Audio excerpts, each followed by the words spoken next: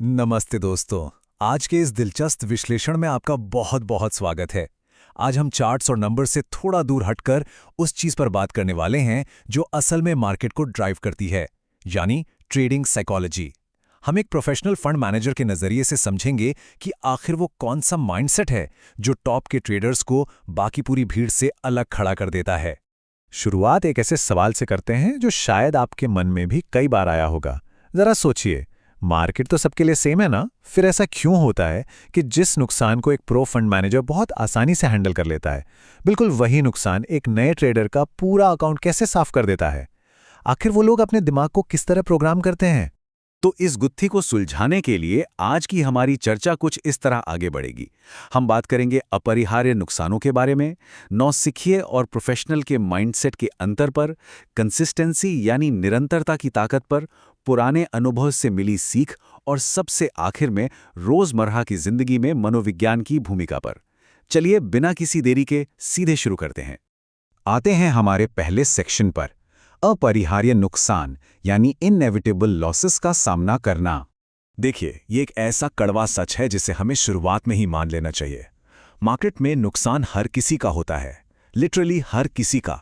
चाहे आप आज अपना पहला ट्रेड ले रहे हों या आप वॉल स्ट्रीट के कोई दिग्गज हों, लॉसेस ट्रेडिंग का वो हिस्सा है जिससे आप भाग नहीं सकते।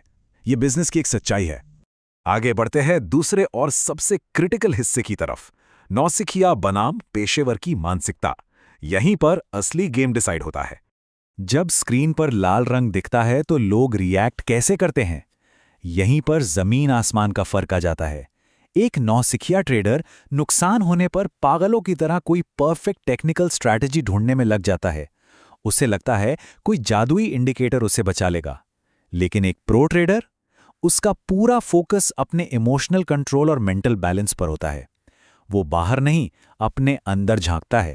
और दोस्तों, मैं यहाँ एक बात बिल्कुल क्लियर कर दूं, बहुत से लोग मीन रिवर्जन या रबर बैंड स्ट्रैटेजी जैसी खास रणनीतियों के बारे में पूछते हैं।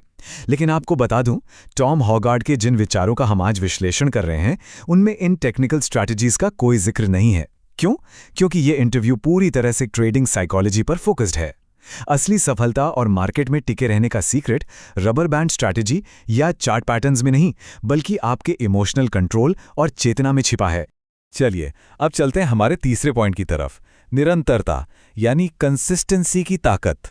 अगर आप एक प्रो ट्रेडर के करियर को ध्यान से देखें तो आपको एक बहुत ही दिलचस्प पैटर्न दिखेगा। अपने पहले साल में वो जो मेंटल फ्रेमवर्क और माइंडसेट सेट करते हैं ना, 5 साल बाद भी वो उसी इमोशनल कंट्रोल को मेंटेन कर रहे होते हैं। और 10 साल बाद कोई नई जादुई ट्रिक नहीं, वो बिल्कुल वही साइकोलॉजिकल अप्रोच आज भी लगा रहे होते हैं। वो नुकसान होने पर घबराकर हर दिन अपनी रणनीति नहीं बदलते। अब आते हैं हमारे चौथे सेक्शन पर, अपने युवा स्वरूप को सलाह।